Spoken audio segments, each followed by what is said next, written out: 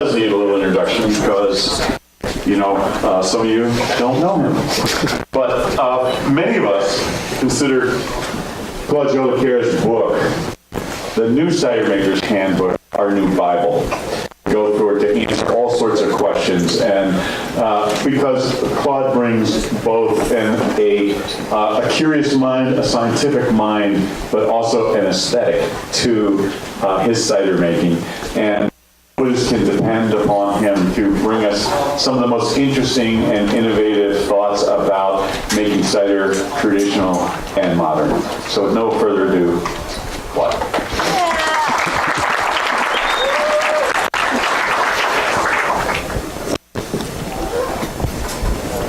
I don't like to be static, so I like to move my microphone, if you don't mind.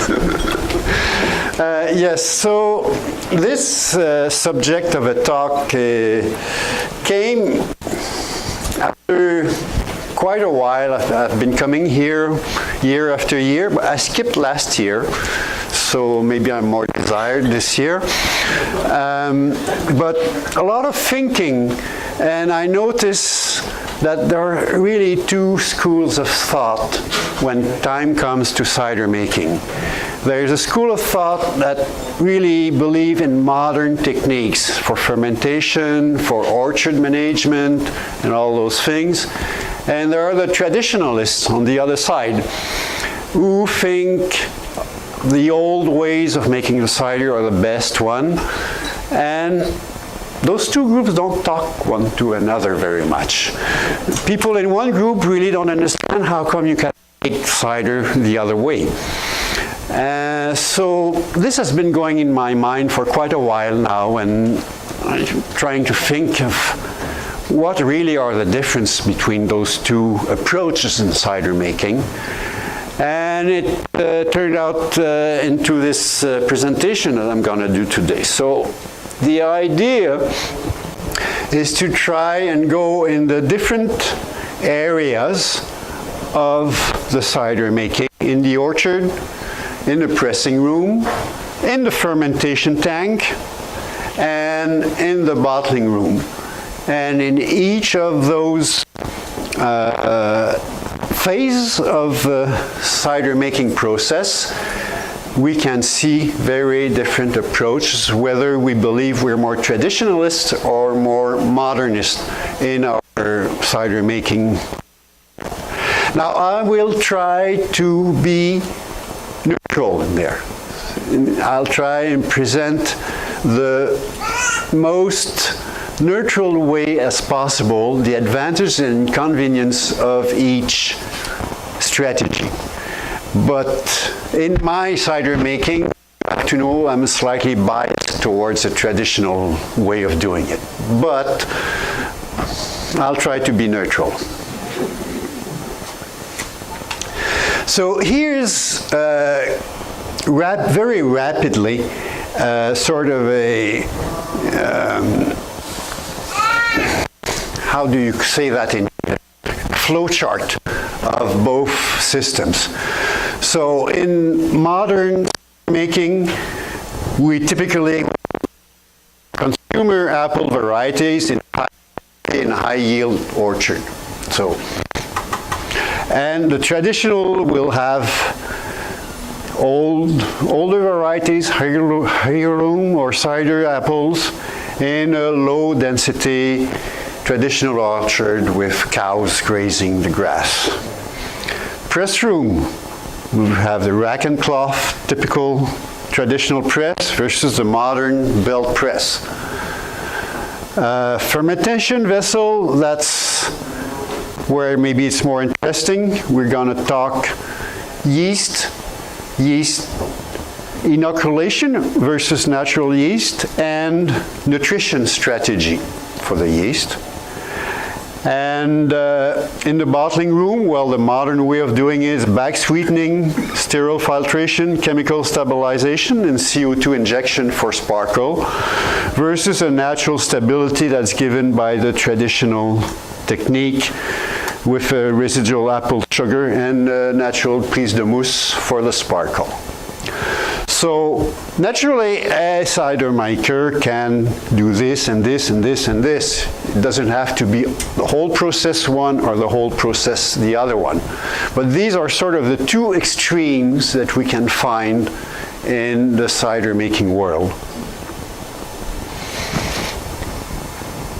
So let's start with the orchard. So we gonna find some apple varieties that are different in each approach and cultural practices for the orchard. On the varieties, well, actually there are two groups. The two first groups are traditional apple varieties. So we're talking there the European apples like Dabinet, Yarlington Mill, Michelin, and so on. There are lots of them.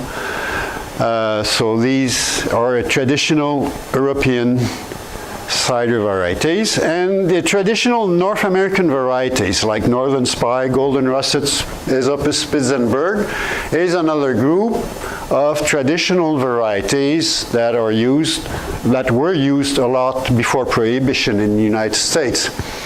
And now they are regaining favor of the cider makers who like to make a craft cider the traditional way. They will use a lot of those apples. But the modern, more modern, what we call New World cider is usually made with consumer apples, table varieties, which will provide just a basic apple flavor. While these will be rich in acids and these will be rich in tannins. So a lot of craft cider makers will seek the acids from this group, others will seek the tannins from this group. Naturally, for my part, for example, I use apples for groups in my blends. So that's very possible to do that. And others will use only this group, like you, Tom, you're only in this group. Many North American craft cider makers are just in this group. And modern, New World modern ciders are usually just in this group.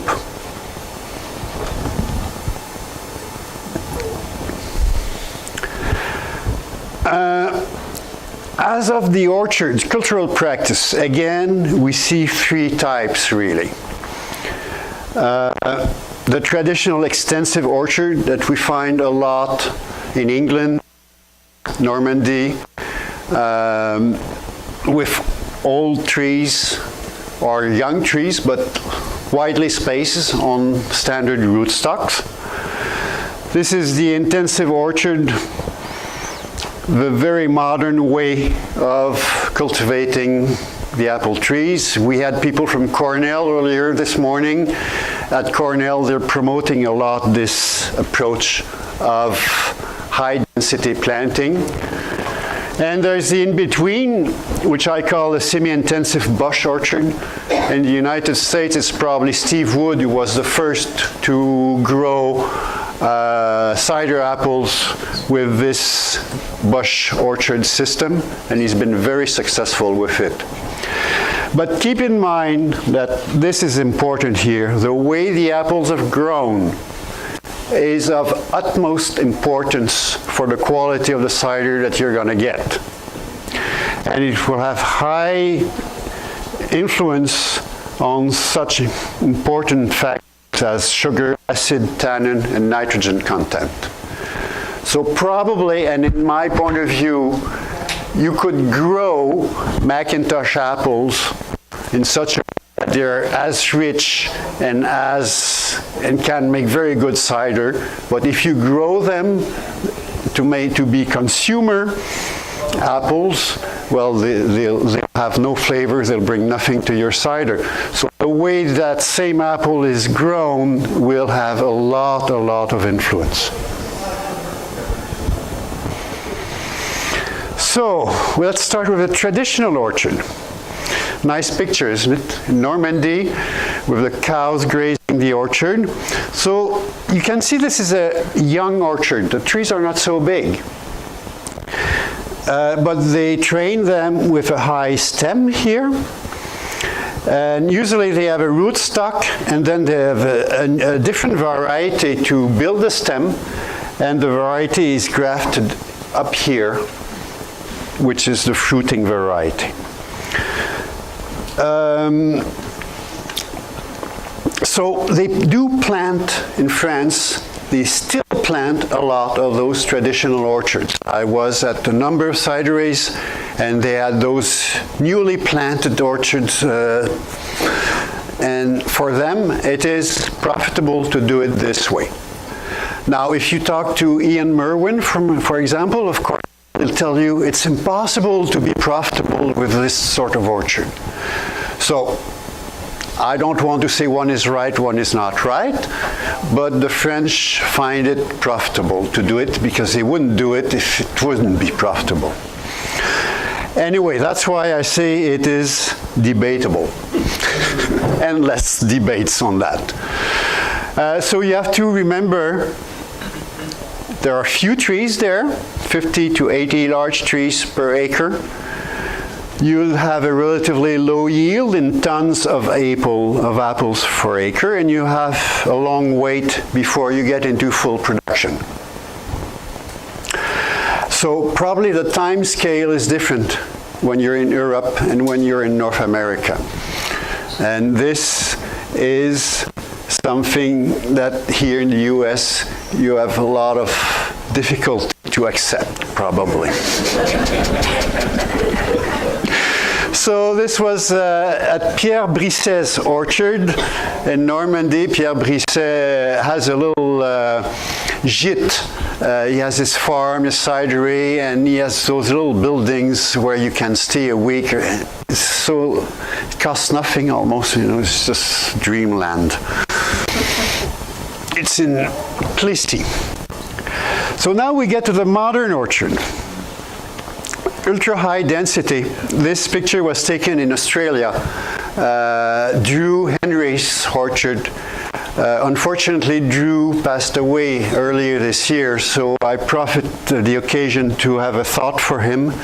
He was one of the pioneers of Australia cider making a revival, or was it a birth? I'm not too sure.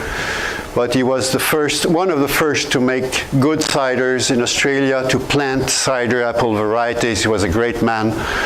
But he grew his apple trees in really high density. So we have to remember, people sometimes go to me, oh, I have this project, I want to plant an orchard, tall spindle, yeah, okay. My question is, well, do you have the site for this? And do you have the skills for this? You need to be highly skilled if you want to get into this sort of an orchard. Because it won't forgive if you make a mistake. Plus, you need a very good bank manager. So you'll have a big debt with your bank. And if you have a problem, 1 year you have no crop, well, you go bankrupt. While the other one, doesn't cost anything to implement almost. So these are things you have to consider. You're talking about over 1,000 trees per acre. You've got to buy those trees. I mean, they're not free. That's 10 times as much as for a low-density orchard. You need to have a support structure. Here is a triangular metal structure. You need to have soil management. You see these strips without any herbs because the root system of those trees is very shallow. And if you have competition from grass, it will cut on your production. You need irrigation. You have a little irrigation pipe here. So these needs to be irrigated because if you have a month without rain, you lose everything. But you may get over 20 tons of apples per acre. So I like this analogy here. You all know what a Formula One racing car is. So think of your destination as being the production of apples. So a Formula One racing car will get you to the destination quicker than anything else.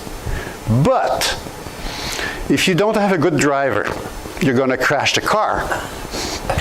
If the road is bumpy or slippery, you're going to crash the car. And that car is darn expensive, huh? So maybe you're going to get there faster with Volkswagen. You won't crash and you won't slip, and you'll get there. It'll take a little more time than the expert driver with Formula Car, but you'll get there at least. So it's think about it if you want to go to tall spindle orchard or ultra high density.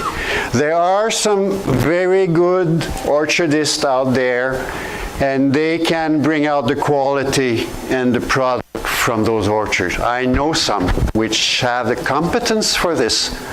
But if you want to be a cider maker, maybe you don't want to get the training for the IP, to know all about the IPM and orchard management that those things require.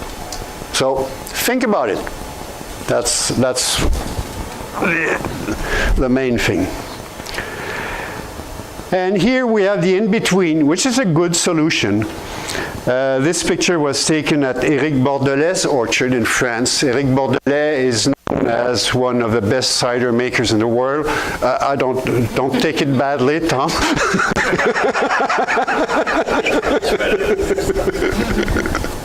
So he uses a lot of those semi-dwarf trees, and he makes very good cider. So the quality is there with those type of orchards. The costs are not too excessive, and the skills are not as difficult to have as for the high density orchard. So this is a pretty good solution, and a lot of cider makers go to these type of solutions of orchards.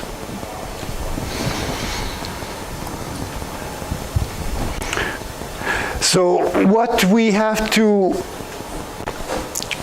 take care of also when we grow our apples, that the practice that will induce the maximal productivity might have, I say might, because there are, I know, some apple growers who will have high yields and high quality.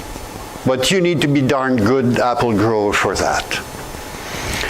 So I say may reduce the quality of the fruit for a cider making purpose.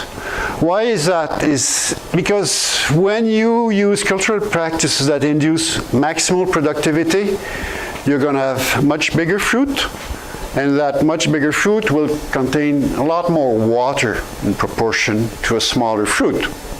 So actually you get a lot of tonnage per acre, but part of that tonnage is water. So you might as well have less tonnage, extract your juice and add water in it, and you'll get as much juice. So you get a dilution effect from more water in the apples.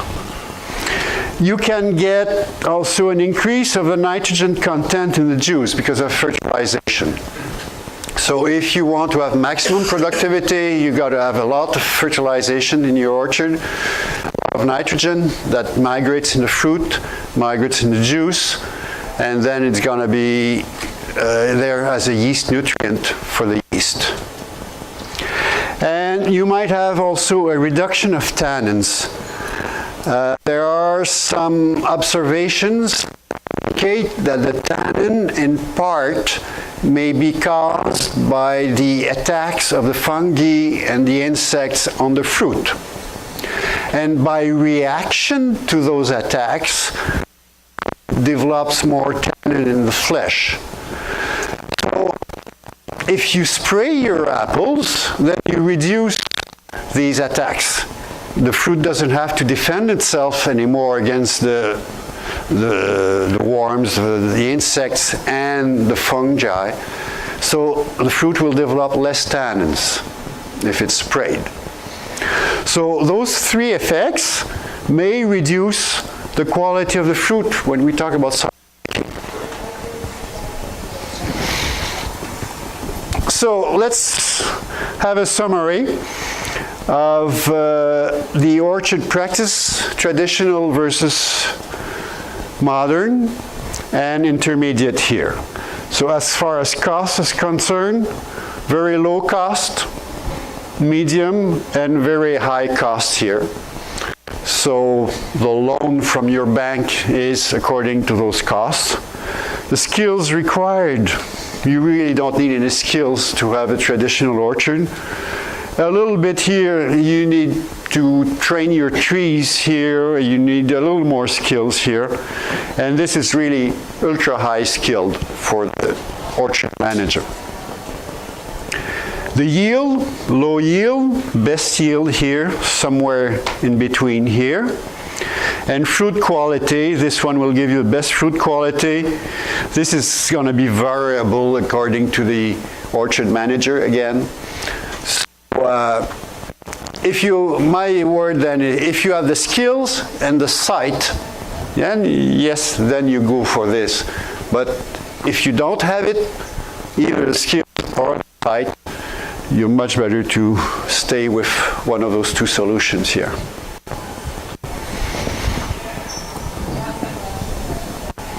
Any question about the orchard?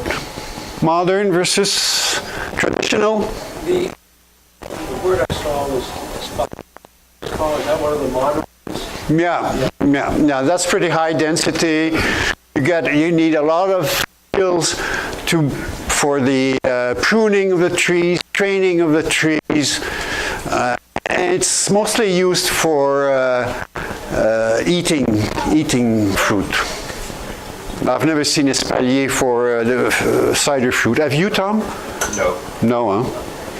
No. I have a question. Can you comment on what makes a good site for an orchard? Good soil, rich soil, well drained.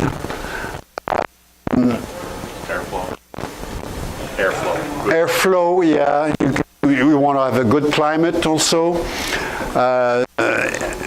If you have some of those dwarf trees with the snow we have in Quebec, it's going to break everything.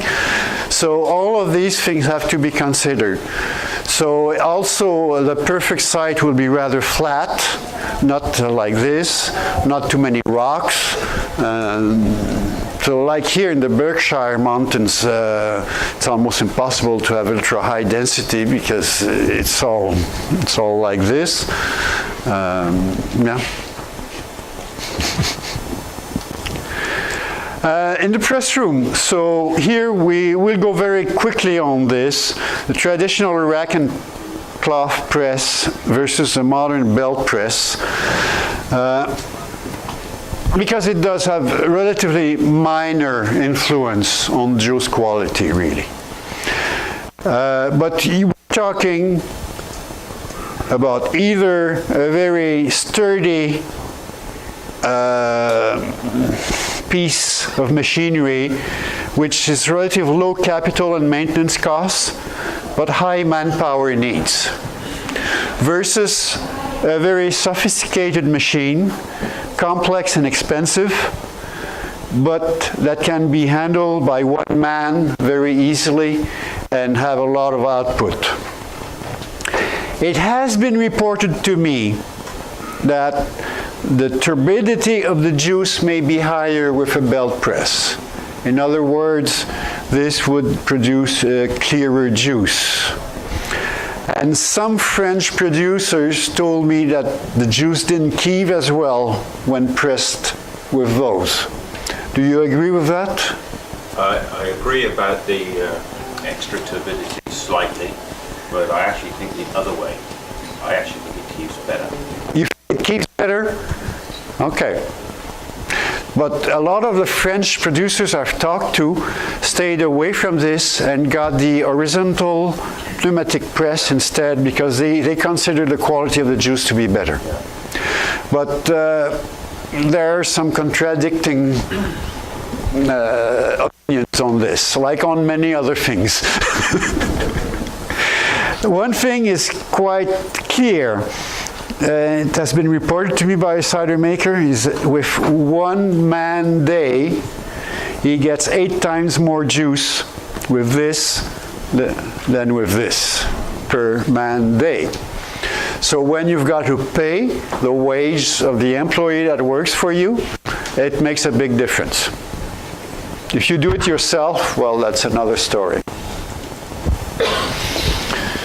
So there are a few other solutions out there. As I said, this is very popular in France, the horizontal pneumatic press. They claim it makes a nicer juice for their process of keeving and everything. For smaller operations, a hydro press is very popular. Quite a few people around here have them. And they're great if you're at less than 10,000 liters per year, 2,000 gallons or something. They're great for that size of operation. The Good Nature, which is sort of an improved traditional rack and cloth press. But what we have to retain here is the influence on juice quality is relatively minor.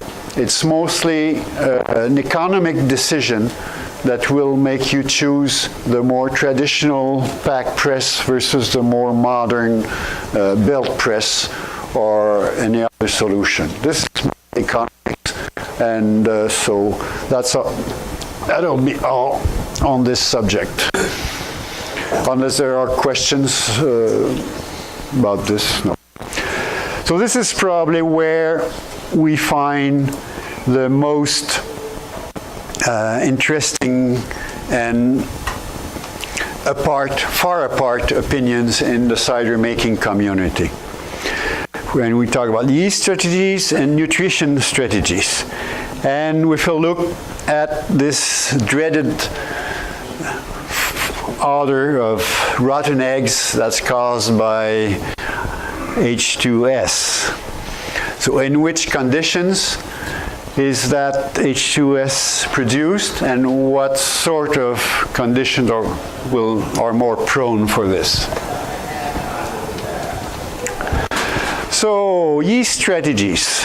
Okay, the traditional ways of doing it, wild yeast. So those yeast are naturally in the orchard, in the fruit, in the press, actually in the press cloth, in the press racks. Probably if a belt press, they colonize the belt also after a while. They're everywhere. And they colonize your juice and induce the fermentation. It's been going along for hundreds of years, and it's Pasteur, the French scientist, who discovered by 1850s, 60s, Pasteur discovered the importance of the yeast organism in the fermentation. And after that, some scientists in France, there was a man by the name of Kaiser, and another one whose name escapes me, it's written in there. They started to isolate the yeast cells from the best ciders, thinking, oh, if we can take the yeast from this very good cider and put that yeast in that other juice, maybe it would improve the cider we do from that other juice. So this first happened at the turn of the 20th century, like 1902, and those years, 1895, in those periods, they tried for the first time to isolate some yeast strains, which brings us to the modern way of doing it, which is an inoculation of a selected yeast strain after killing the wild microorganisms.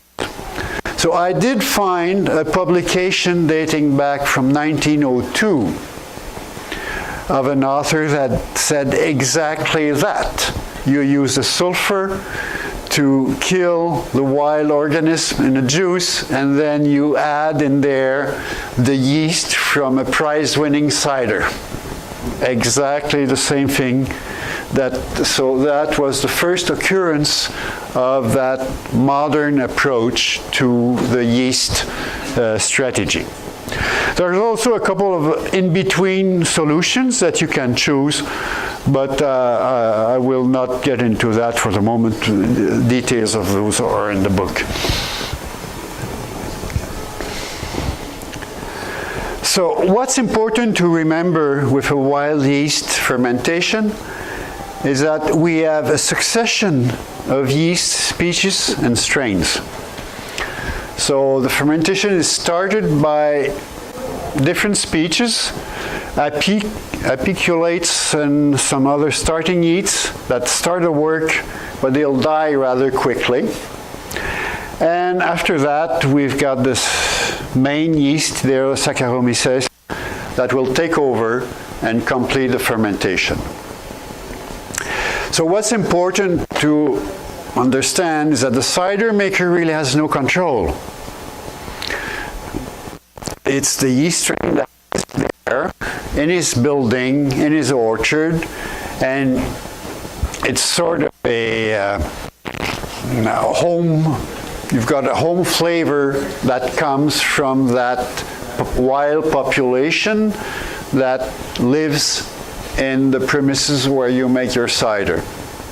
But you cannot change it, you know. You'd have to clean everything, sterilize everything, and re-inoculate some other. I mean, I don't think anybody has ever done that. So you get some house strains with time, and when you've done cider for quite a while with the same press in the same room, they just start like that, you know. No effort. It is said that some experts will say, I'm not talking here, that you can get richer and more complex flavors given by the fact that you have a variety of yeast strains that work. But this also introduced some variability.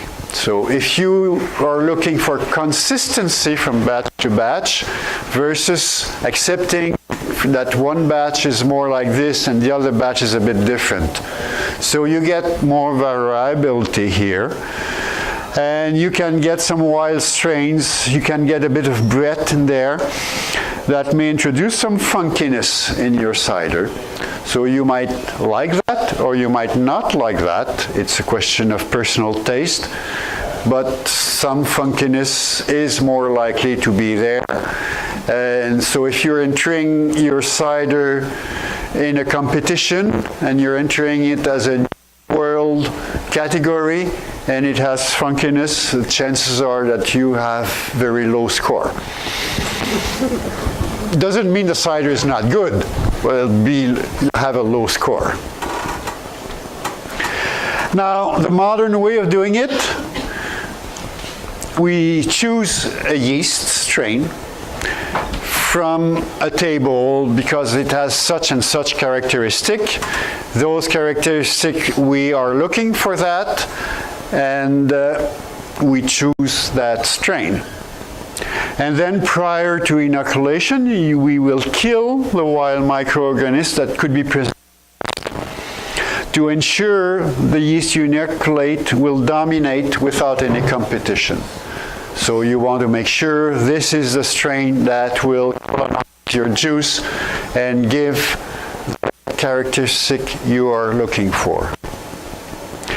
So what this gives is excellent consistency of flavor from batch to batch. So if your objective is to have a product and that product always tastes the same, then that's the way to go. And a lot of ciders in North America do want that. The cider makers, that they have a brand and they want that sort of consistency so that their cider tastes the same when the consumer buys it 3 months, 6 months later, it has to be the same taste. So we find the same thing in wine.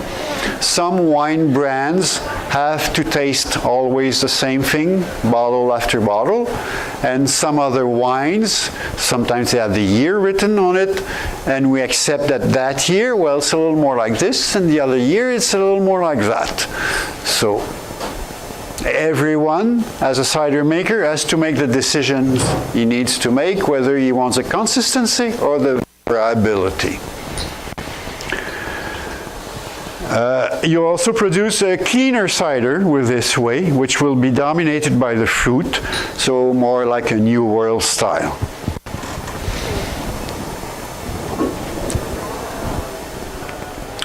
Now, the nutrition strategies. This is my invention, the stressed yeast strategy. I invented that because when I was at Cider Conference a few years ago, there was a guy who made a presentation about happy yeast strategy. So he was a strong proponent of this happy yeast strategy, a very modern approach to cider making. That's fine. But then I thought, well, maybe I should call the other one stressed yeast strategy. I thought it looked good. So these two strategies are really diametrically opposite.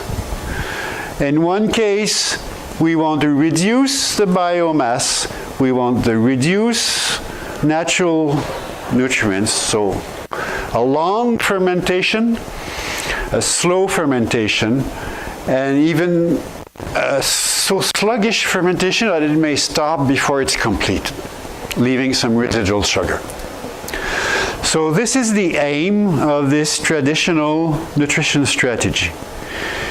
The happy yeast strategy, you need to control the nutrition, because since you induce an overpopulation of yeast, you have to keep it well fed. So you control your nutrition, you control your yeast population, and you make sure the yeast is healthy, and it will complete the fermentation without fuss. Also, if it's well fed, without production of H2S. But you need to control things in order for this to work well.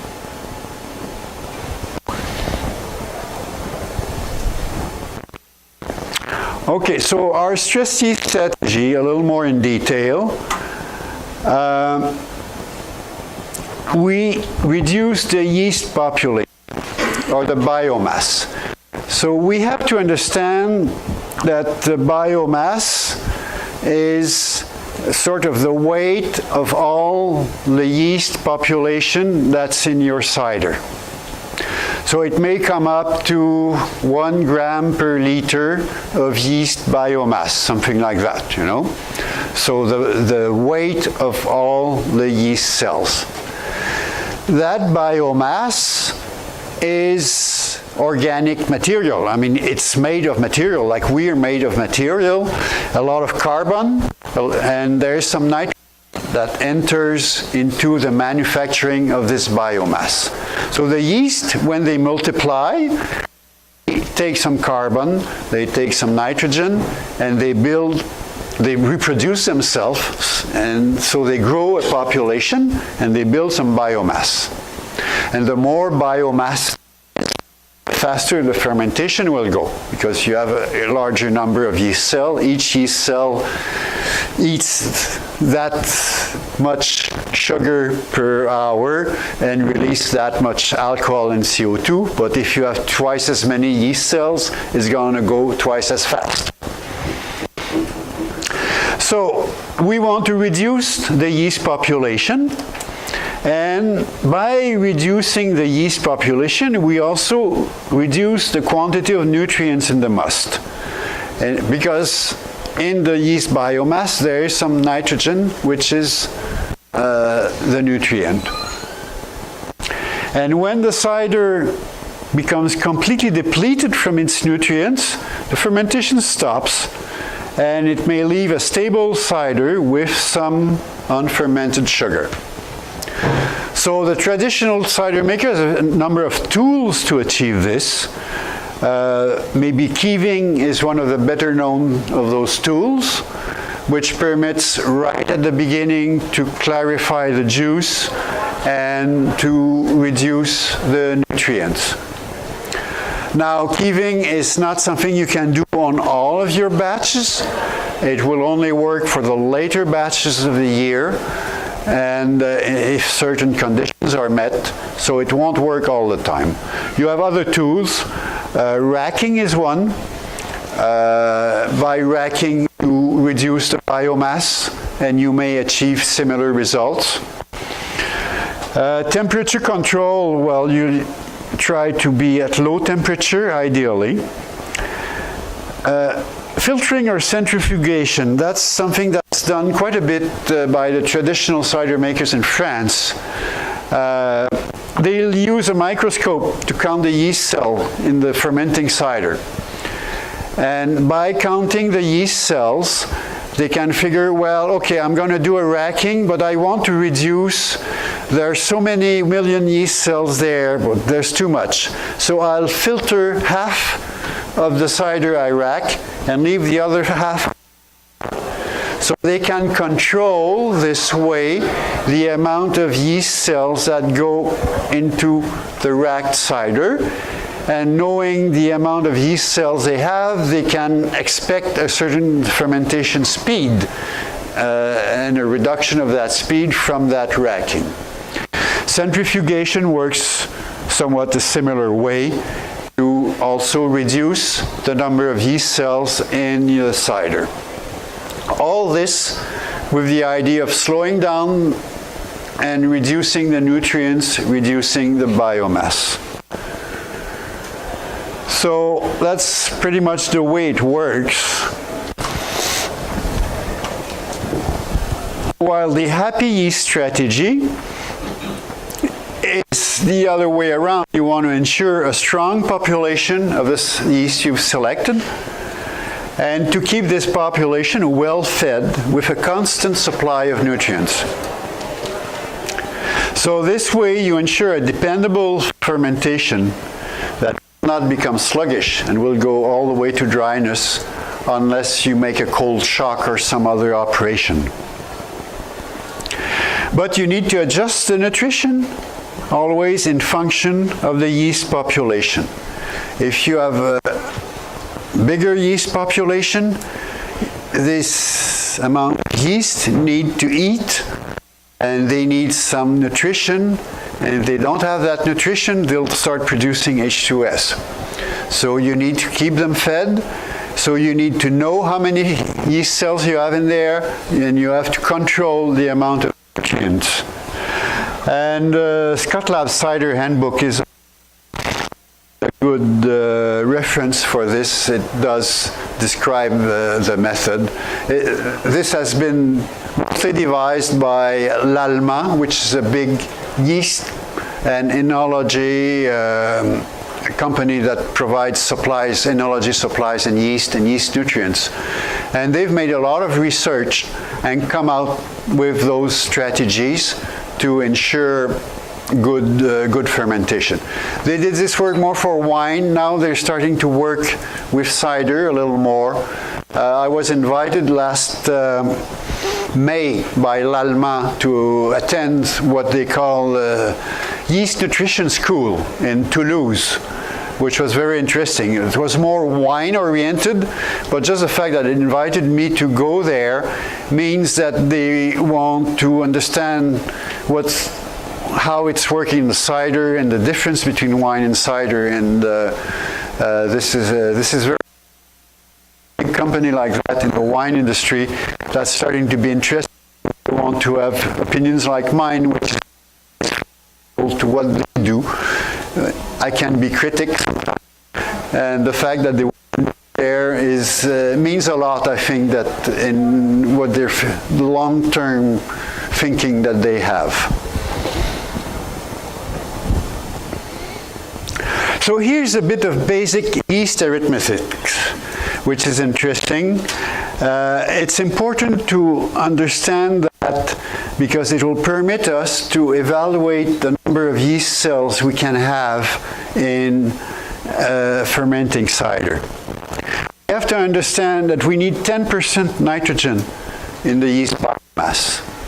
So if you want to build 1 gram per liter of biomass, you're going to need 0.1 gram per liter of nitrogen, YAN, yeast assimilable nitrogen.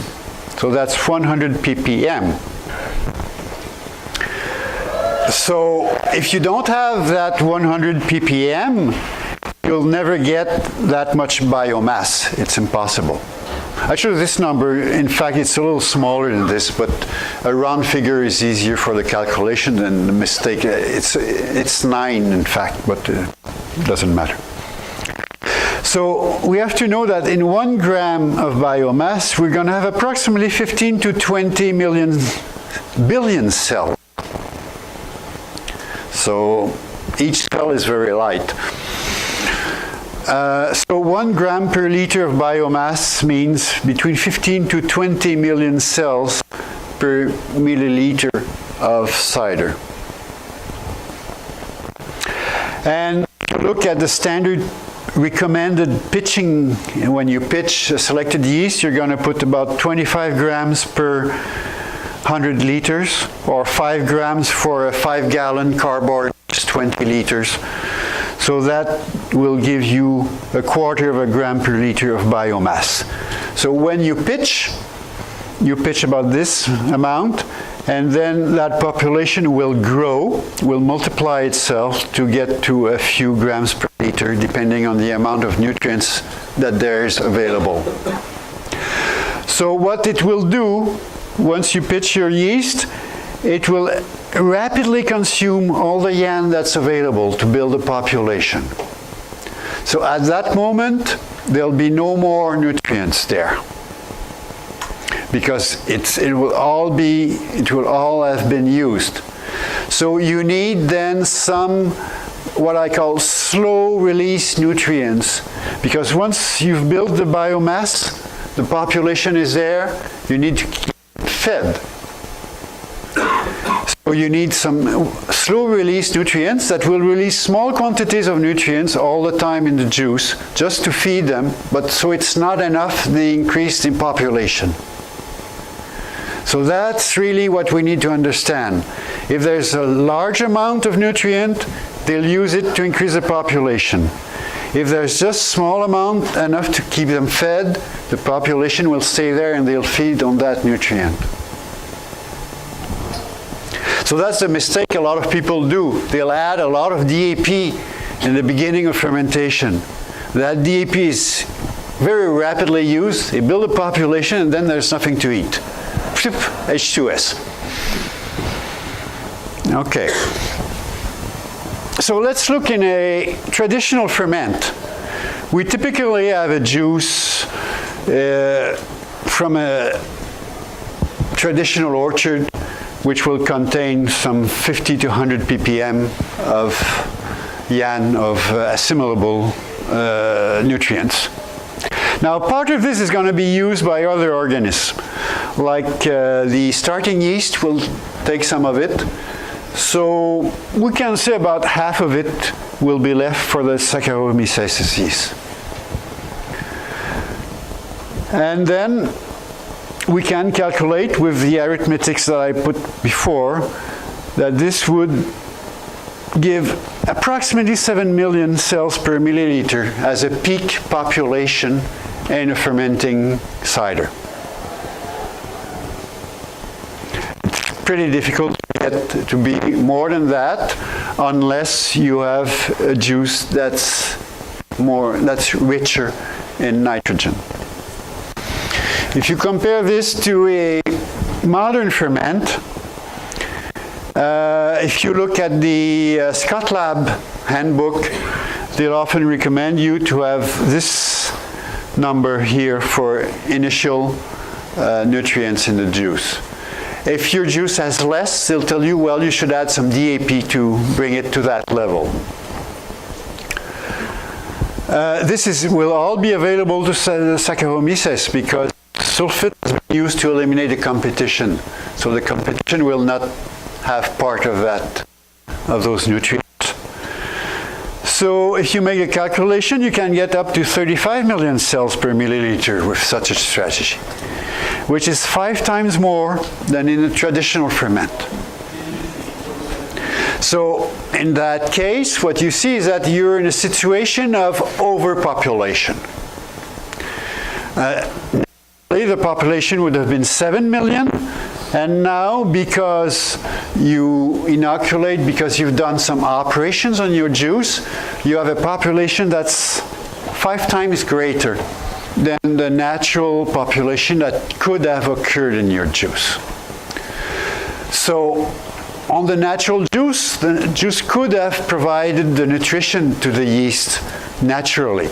But if you increase the population 5 times, well, no, the juice will not be able to provide that nutrition naturally anymore because you're in overpopulated.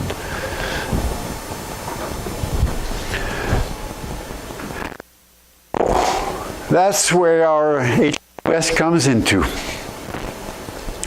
So what it is, hydrogen sulfide, a gas that smells like rotten eggs with the sulfur in there. So if we want to avoid this, we need to understand how it is produced. You need a large population of yeast. So if you go the modern strategy, you have a lot more chance than if you have a low yeast population.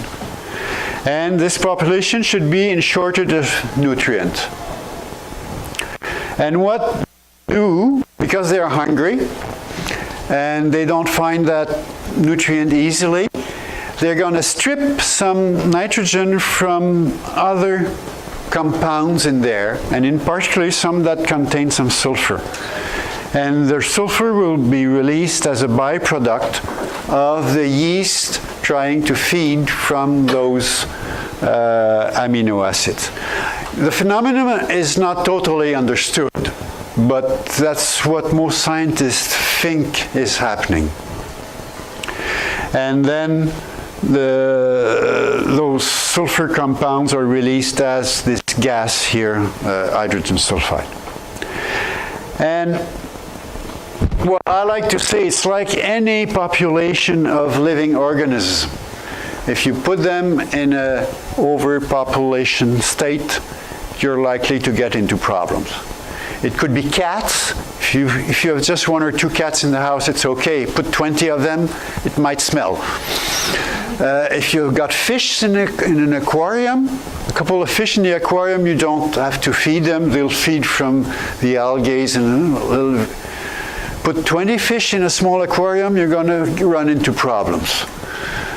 So pretty much all living organisms, yeast included, if you overpopulate them in a closed area, you get into problem.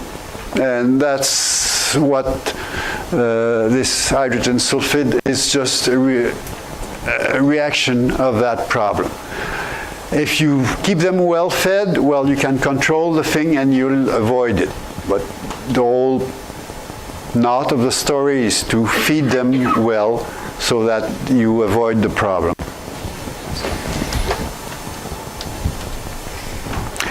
So in the traditional ferment, well, actually it's never an issue. I've never had one in any of my ferment. So because I keep population low, small populations, and also because the starting yeast, which die quickly, they will also re-release slowly the nitrogen in the fermenting cider, thus providing the food slowly for the yeast. So you have no problem. On a traditional, hydrogen sulfur is really a byproduct of the modern fermentation strategies.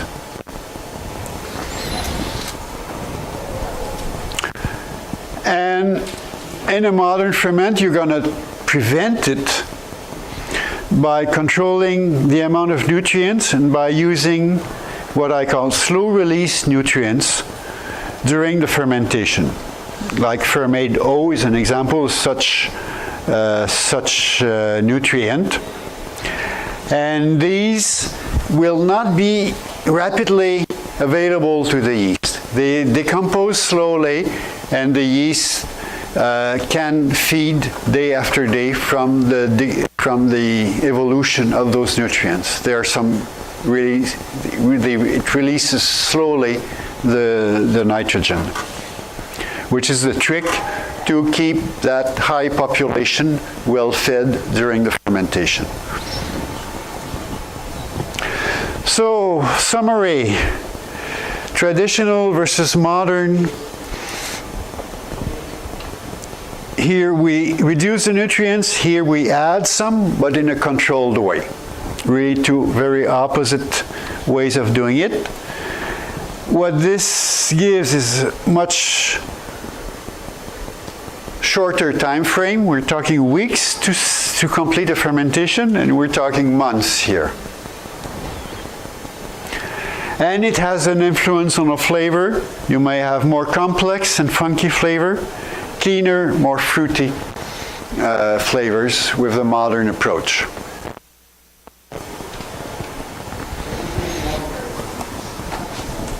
Any question on this? Is it clear for most of you? When you're trying to do a wild, real well ferment, where you don't introduce any outside heat, how do you, and you don't do a killing step with sulfide dioxide? If you do the true wild, you don't use. Yeah, you don't use sulfide dioxide. How do you prevent, or can you prevent something like Acetobacter from taking over? Acetobacter needs air. So if you keep the air out, the Acetobacter will not take over. It can't.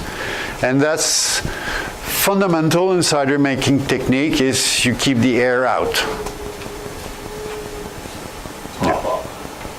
Yeah. So in using traditional yeast, if you're growing your own apples, you have some sense of nitrogen in the orchard, what's likely to be in the fruit. But if you are acquiring fruit from somewhere else, you do not always know what the nitrogen levels are going to be.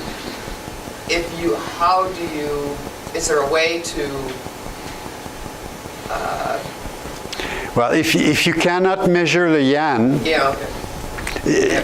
No, if you did it, if you're a commercial cider maker who's got some budget, you're going to send a juice sample to the lab, and it'll come back, it'll tell you how much nutrients there is in there, right. And you're going to adjust your nutrition accordingly.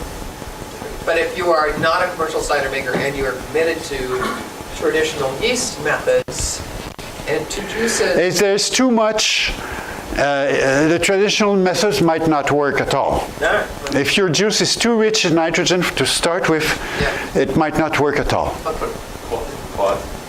one proviso would be is that if you collect wild apples and press them, then that, and maybe add them to a more commercial, which is high in nitrogen, you might get a balance in there and do something like that. True, very true. Okay, bottling room. Here we're talking about stability with residual sweetness and sparkling. So again, there are very different approaches. Do I still have not much time, huh? No, you're almost out, but you're so good when you're going to Okay, stability with residual sweetness, which is something all cider makers are trying to achieve, is to have the fermentation stop before it's dry and then have this stable. Actually, this is inherent to the process. If you do a keeving or if you do successive rackings to reduce the yeast population, comes a point where there's no more yeast activity that's possible in that cider. The fermentation stops. And with a bit of experience and with the details that I try and give in the book, it's pretty straightforward. You can achieve the control of that fermentation fairly easily and make it stop about where you want to ensure a certain quantity of residual sugar. So for my part, I know when I work with more acidic fruit, with fruit that has a lot of tannin, I will want to stop the fermentation a little higher to have a little more sweetness to balance all of this. If I work with with fruit that has low tannin, low acid, I can go to a drier cider. It'll keep in balance. So you can control that pretty well, but it does need some experience.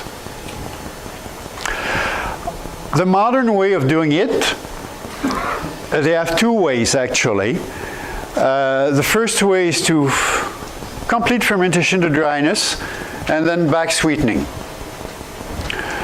And then you need to stabilize your cider, because since you do back sweetening, you don't want that sugar you add to re-ferment. So you need either to do a pasteurization or a sterile filtration and some chemical stabilizer in there, like sorbate, potassium sorbate with a bit of sulfite also. So you need some process there to ensure the stability of your cider with the modern technologies. The other way to do it is sort of a cold crash or filtration. Now the new cross-flow filters are quite good at that also. You can cross-flow your cider in full fermentation and it will stop fermenting just there. And, but you still need to stabilize it, usually sterile filtration plus chemical stabilization in order to keep it nice and stable. So these work okay. It's costly.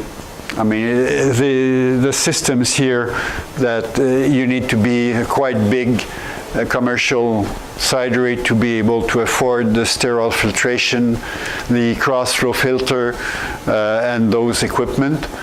But it works well. And some cidery makes magnificent products with those techniques. We have to know the best flavor will usually be when we retain some of the natural sugars from the alcohol.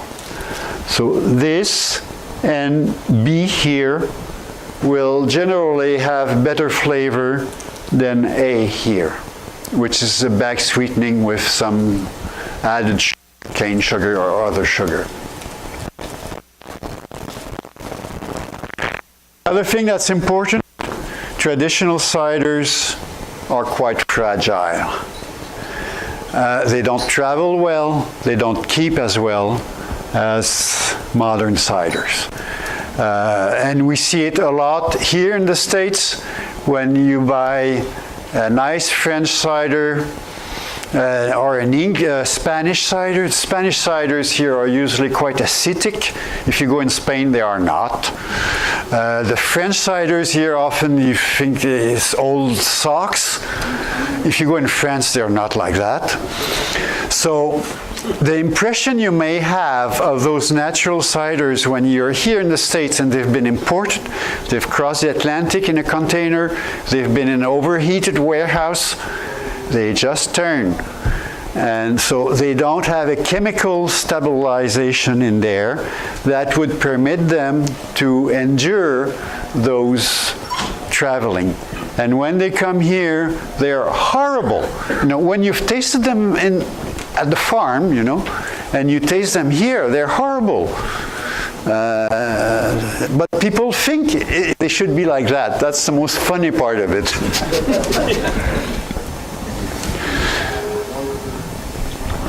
For the sparkling, well, we have traditional ways, natural prise de mousse, and the modern way is CO2 injection. Usually, we consider the prise de mousse as giving better quality mousse, finer, better quality sparkle. However, I must say that there are now some injection techniques that could fool some of the best tasters. And I was talking, I'm not a professional taster, but I was talking to a good friend. He's a Breton. He was here 2 years ago. Marc Léonec, he made a presentation on Breton ciders. And he's a professional taster. And he was telling me, sometimes I cannot say if it was, that it was, it's an injection of CO2, and he's completely fooled. So, but they're not all of that quality. I've had others with CO2 injection, with big bubbles like Coca-Cola. It's almost as same sort of refinement in your sparkle than drinking a Sprite or something like that. So they're not all equal, but some of them are good. Yeah, I think we're pretty much done. Points to consider. Yeah, cost issues. Modern approach will require more capital investment and a reduction of production and manpower costs. Support issues. Here in North America, if you're a professional commercial cider maker, you're gonna have support with the modern techniques. You're going to call your supplier, you're going to tell him, oh, well, I've got such and such a problem, and he's going to help me. If you're a traditional cider maker, you're left to yourself. So that might be an issue if you're doing commercially. Time productivity issues. Well, if you're on modern, you can have a rollover. Your tank can be refilled about 3-4 times in a year. If you're traditional, it's 1 batch per tank per year.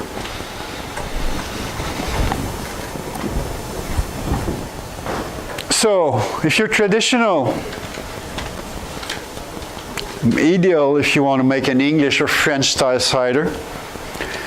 If you're a hobbyist or a small micro cidery, you don't have the money to invest for the modern equipment. Or if you want to make a prestige cuvée, if you're seeking the best possible flavor for a prestige cider in your production, you would rather choose the traditional strategies. The modern strategies would be more appropriate if you want to make a New World style cider with very clean flavor. If you do flavored cider, you rather want a modern strategy to make a base cider which is clean, and then you can add other flavoring to this, whatever you want to do. Larger industrial cideries are almost exclusively on modern techniques, except some cideries that I've seen in Spain. I've seen big cideries, over 1 million liters per year, still on traditional ways of doing it. If you want consistency from batch to batch, you'll go to modern. And to answer to your question, when you have no control on the fruit. If you buy your fruit, you buy your juice from a supplier, and you have no control on how it is produced, you might as well go to the modern strategy, because the traditional ones will not work.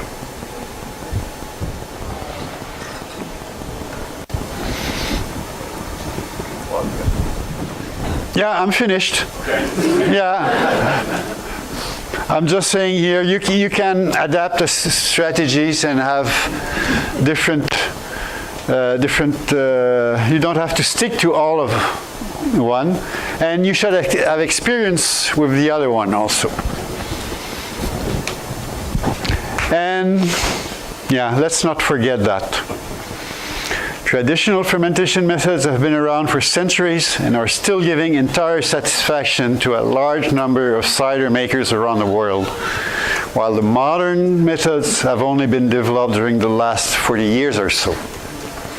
So, just a bit of thinking. Thank you, Mary.